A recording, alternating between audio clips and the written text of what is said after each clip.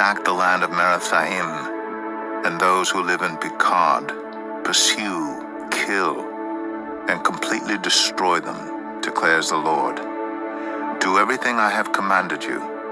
The noise of battle is in the land, the noise of great destruction. How broken and shattered is the hammer of the whole earth, how desolate is Babylon among the nations. I set a trap for you, Babylon, and you were caught before you knew it. You were found and captured because you opposed the Lord. The Lord has opened his arsenal and brought out the weapons of his wrath. For the sovereign Lord Almighty has work to do in the land of the Babylonians. Come against her from afar. Break open her granaries, pile her up like heaps of grain. Completely destroy her and leave her no remnant. I'm in Washington, D.C. right now, and I want to visualize for you what it would look like if a nuclear weapon landed on the nation's capital. So, for our scenario, there is a nuclear weapon headed towards the city right now. A large nuclear weapon flying, headed towards Washington, D.C. The actual bomb is actually in here. This cone that's about 2 meters tall, 6 feet. It's falling back into the atmosphere. Here it comes. And then, for a moment, right here is the hottest thing in our solar system, hotter than the sun. 100 million degrees Celsius as it expands out. Everything around it turns into dust. I mean, smaller than dust. Atoms are ripped apart. This fireball instantly vaporizes everything within a half-a-mile radius. And here comes the blast wave. A wall of high-pressure air that is moving faster than the speed of sound. It creates wind behind it that is faster than anything ever observed in nature. Everything within 2.5 miles is leveled. And then there's the heat wave, which burns everything within 5 miles. Nearly everyone in this city is either dead or severely injured. Everything that can be on fire is now on fire as this huge mushroom cloud rises into the air, dragging with it a storm of dust, dirt, and debris. But this isn't normal dust anymore. The bomb has done something to it, to its atoms, making them fall apart in slow motion, shooting out invisible, deadly energy. This poison dust drifts all across this region. It clings to soil and plants and people hundreds of miles away. These poisoned atoms will keep firing off radiation for years, for decades, centuries, even thousands of years. This is a disaster that humans made, and that was just for one of these cones. A rocket fired from an American submarine can carry 8 of these cones at once. If all of those hit one target, it would be a much worse situation.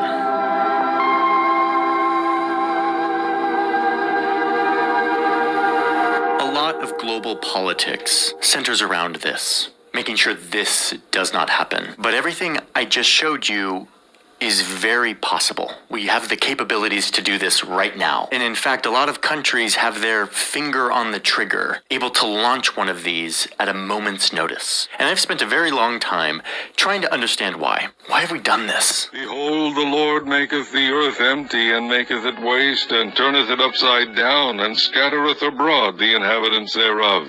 And it shall be, as with the people, so with the priest, as with the servant, so with his master, as with the maid, so with her mistress, as with the buyer, so with the seller, as with the lender, so with the borrower, as with the taker of usury, so with the giver of usury to him. The land shall be utterly emptied and utterly spoiled, for the Lord has spoken this word. The earth mourneth and fadeth away, the world languisheth and fadeth away. The haughty people of the earth do languish. The earth also is defiled unto the inhabitants thereof, because they have transgressed the laws, changed the ordinance, broken the everlasting covenant.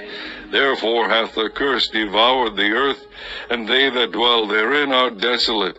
Therefore the inhabitants of the earth are burned, and few men left. Behold, I have created the smith that bloweth the coals in the fire, and that bringeth forth an instrument for his work, and I have created the waster to destroy. With that, let's keep talking about nukes. 1930s in Germany, and some scientists were tinkering with atoms, and they found a way to break some atoms apart and get in on this insanity of E equals mc squared. Pretty crazy how safe nuclear power is. But nuclear weapons are scary, aren't they? Yeah. When uranium-235 exists in nature, it's not real happy. It's kind of unstable. If a U-235 atom ever gets hit by a neutron, which I happen to have a neutron here. If U-235 ever gets hit by a neutron, then it gets really unstable. And then it breaks apart. That right there breaks into two other atoms. I threw my neutron across the room. That's dangerous when you got U-235 around. I think of U-235 like a mousetrap. So if you think about it, you've got this atom chilling out, and it's got all these neutrons right there, ready to go. If it ever gets triggered, then it will fire, and it will throw off these other neutrons, and they go off. And so if you have a clever arrangement of more U-235 atoms around that, then you can start what's called a chain reaction. Those neutrons bombard other uranium atoms, causing them to split and split still others. The result, a chain reaction. They were doing fission, the breaking of big unstable atoms apart. And this wasn't as powerful as the fusion, the combining of atoms that's happening in the center of the sun, but it was still unlike anything the world had ever seen. Under Hitler, the country was becoming the dominant power in Central Europe. Germany was kind of getting ready to take over the entire world, and so they thought, what if we weaponize this new nuclear breaking thing we invented? And Einstein, the E equals mc squared guy, was alive at this time and watching his equations be turned into weapons. And Einstein writes this letter to the American president, urging the U.S. to make the bomb before Germany does. And this is where we get into Oppenheimer, the Manhattan Project, brilliant physicists building atomic bombs in the desert, racing against time during World War II. The U.S., of course, wins this race for the nuclear weapon. They drop 2 of these fission bombs on Japan in 1945. The war is over, and the world has changed forever. Nothing would ever be the same. It was the beginning of a new way of global conflict. A few years later, the Soviets made one of their own, and thus begins a new race. Who can make the bigger bomb? And this is where the US is like, let's not just do the thing where we break atoms apart, let's do what the sun is doing, fuse the atoms together. That's way more powerful. And they figure it out just a few years later, and the results are insane. Those are capable of megatons of power. 1,000 times more powerful. Because apparently, leveling a city was not powerful enough.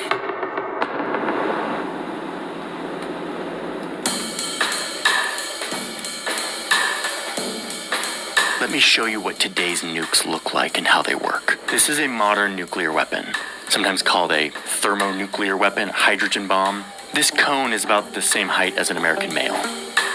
And the actual bomb is in here. We don't know exactly how big it is, but we know it's shaped like a peanut. This cone needs to be mounted on something to deliver it to the target. In this example, it's on a huge rocket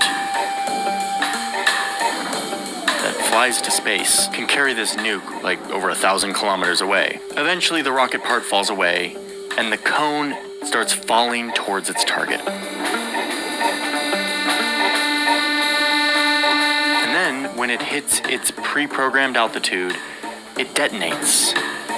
But watch what happens. This is crazy. It's actually 3 bombs. It starts with just a regular old explosive bomb, no nuclear stuff yet. But this bomb inside of this very small peanut-shaped space triggers a fission bomb, the first type that we invented, the one that overcomes the forces keeping an atom stable and breaks them apart and turns a tiny bit of matter into a huge amount of energy. So there's a fission reaction happening, and that shoots out a huge amount of energy at the speed of light that bounces off all these shiny beryllium walls. And then it hits this, and this is the final one. It's so hot in here, 100 million degrees Celsius, that we're basically in the core of a star. It's actually hotter than the core of our sun. Hot enough to do things that stars do. So now in this third bomb, the big one, hydrogen atoms are being smashed together into a new form. A little bit of matter is escaping into E equals mc squared, being multiplied by the speed of light squared, and what you get is total destruction.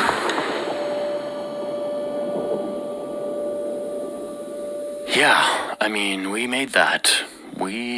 That is possible. Those big ones have never been used in war, and hopefully they never will. Okay, but how big are these? Let's put them on a city. My city, Washington, D.C. Terrible thought, but we gotta do this exercise. If you were to drop a fission bomb like the ones we dropped on Japan that killed hundreds of thousands, it would look like this. Upgrade that to a fusion bomb, like the ones deployed today, and it would look like this. Estimated 350,000 people dead in minutes. During the Cold War, we made these things huge. If you detonate the biggest fusion bomb ever tested, it would look like this.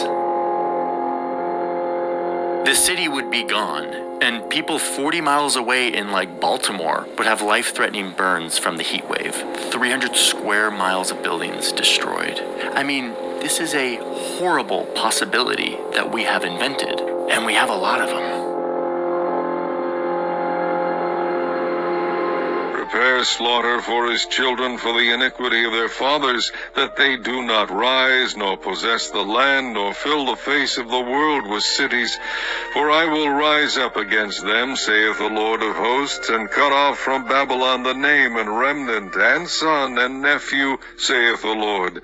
I will also make it a possession for the bittern, and pools of water, and I will sweep it with the bosom of destruction, saith the Lord of hosts. And this shall be the plague wherewith the Lord will smite all the people that have fought against Jerusalem. Their flesh shall consume away while they stand upon their feet, and their eyes shall consume away in their holes, and their tongues shall consume away in their mouth.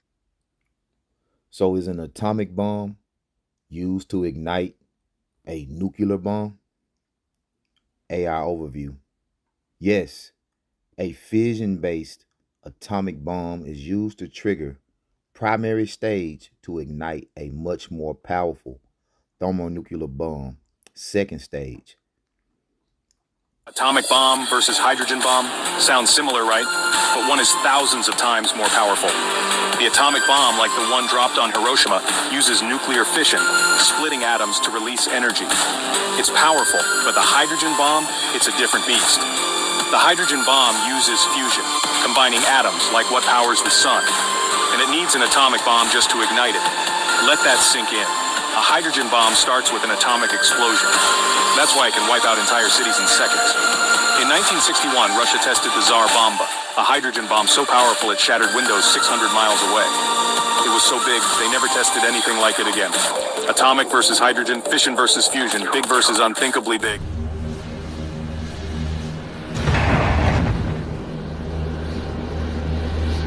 A 15-kiloton nuclear bomb hits a major U.S. city.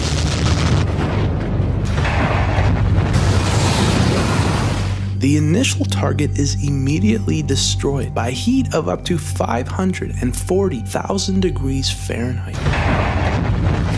An enormous fireball emerges hundreds of feet into the air as the initial impact kills over 5,000 people, more than 9/11 in a split second.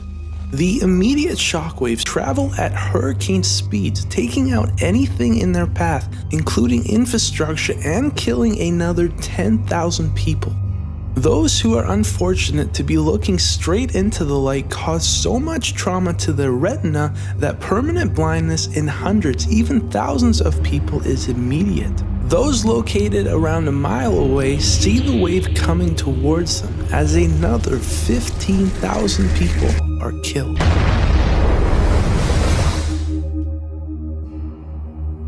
The scene is horrific as burn victims, dead bodies, and people impaled with objects through their bodies litter the streets. Chapter 34. Come near, ye nations, to hear, and hearken, ye people. Let the earth hear, and all that is therein, the world and all things that come forth of it. For the indignation of the Lord is upon all nations, and his fury upon all their armies. He hath utterly destroyed them, he hath delivered them to the slaughter. Their slain also shall be cast out, and their stink shall come up out of their carcasses, and the mountains shall be melted with their blood, and all the host of heaven shall be dissolved, and the heavens shall be rolled together as a scroll, and all their host shall fall down, as the leaf falleth off from the vine, and as a falling fig from the fig tree. For my sword shall be bathed in heaven. Behold, it shall come down upon Idumea, and upon the people of my curse to judgment. The sword of the Lord is filled with blood. It is made fat with fatness, and with the blood of lambs and goats, with the fat of the kidneys of rams. For the Lord hath a sacrifice in Bozrah, and a great slaughter in the land of Idumea. And the unicorn shall come down with them, and the bullocks with the bulls. And their land shall be soaked with blood, and their dust made fat with fatness. For it is the day of the Lord's vengeance, and the year of recompenses for the controversy of Zion. And the streams thereof shall be turned into pitch, and the dust thereof into brimstone. And the land thereof shall become burning pitch. It shall not be quenched night nor day. The smoke thereof shall go up forever, from generation to generation. It shall lie waste. None shall pass through it forever and ever. We ready to go, we ready to go. I know the missiles prepared for launch and ready to blow. They ready to blow. Yeah. Look in the sky, it's Yahawah'S. He on that chariot, look at it glad, look at him fly. Oh yeah, come and take us home. I'm still down here holding on. I'm still down here holding on, holding on.